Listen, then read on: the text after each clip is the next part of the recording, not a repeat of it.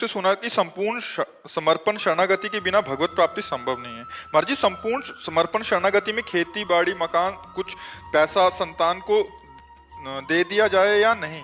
यदि किसको दिया दे जाए, दिया जाए? किसको दे दिया जाए? नहीं, किसको दे दिया जाए?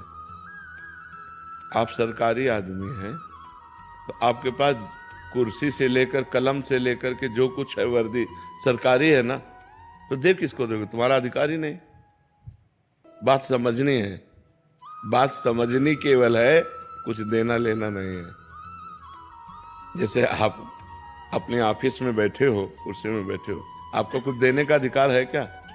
आप एक कलम भी नहीं दे सकते, आप कहोगे सरकारी है।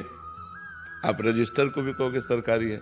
जिस कुर्सी में बैठे हो वो भी सरकारी है, आप भी सरकारी आदमी हैं।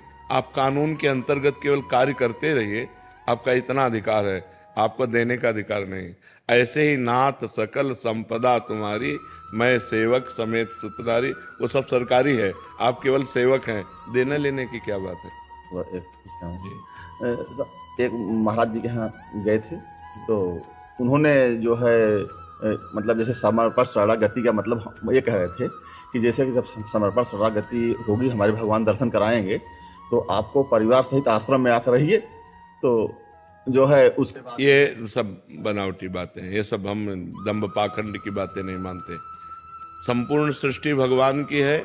यहाँ समर्पण का मतलब अहंकार का समर्पण, यानी कि तुम्हारी कुटिया में आ जाओ, ये सब पाखंड की बातें हैं, ये सब दंभ नाटक की बातें हैं, रुपया घसीटने की बातें। हम इन बातों को नहीं मानते। तस्मात् शास्त्रम प्रमाणम ते कार्याकार्यो व्यवस्थितो, कार्य और अकार्य की व्यवस्था शास्त्र प्रमाणित की गई।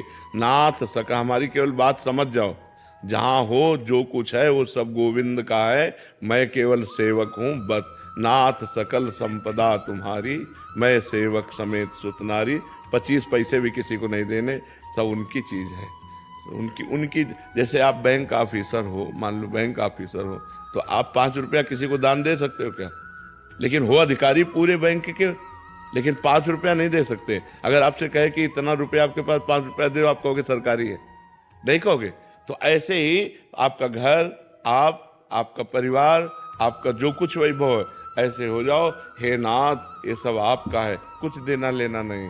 खूब बिलसो, खूब उसी में रहो, बस उसको भगवान का समझो। इसीलिए बहुत समझ कर सत्संग करना चाहिए, नहीं तो धोखा हो सकता है।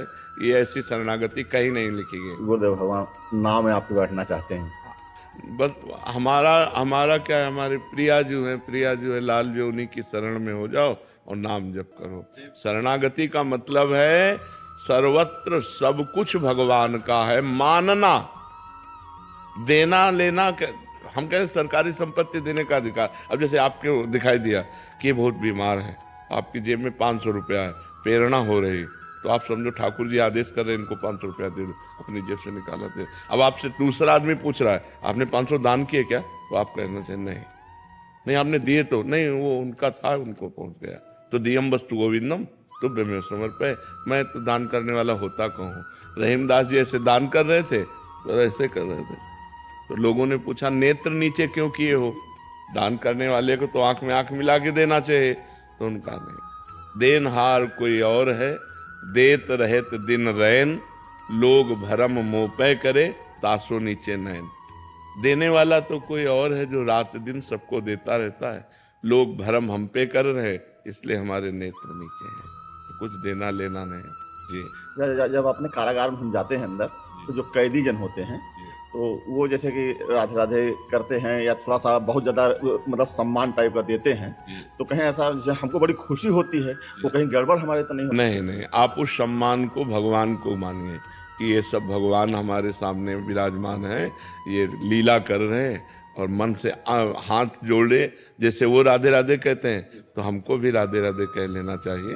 वो अगर हाथ जोड़े हैं तो हम भी हाथ जोड़ लेते हैं। स्वीकार ना करें, मतलब प्रणाम सम्मान को अपना ना माने। अब सब प्रणाम नमस्कार, लेकिन एक की भी दृष्टि में चूक नहीं होगी, सबको देखेंगे और एक को भी नहीं मानेंगे कि इसने हमें प्रणाम किया है।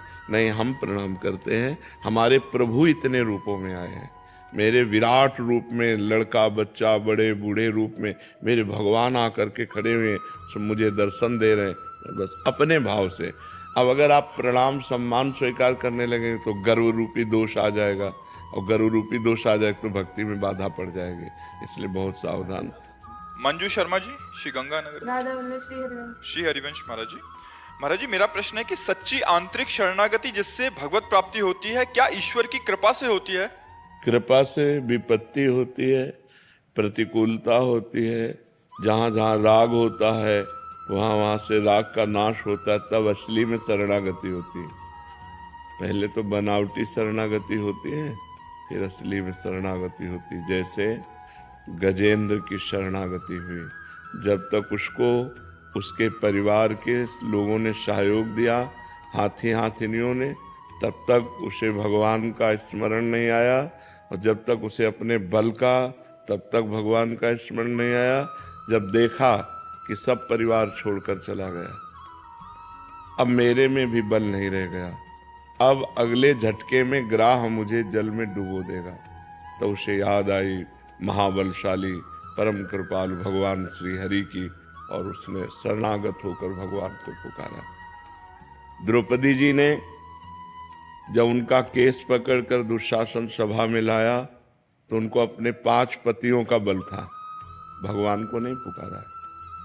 जब देखा 5 पति ग्रीवा झुकाए हैं तो भीष्म आदि का बल हुआ कि इतने बड़े धर्मात्मा और महाबली के होते हुए मुझे सभा में कैसे ऐसे।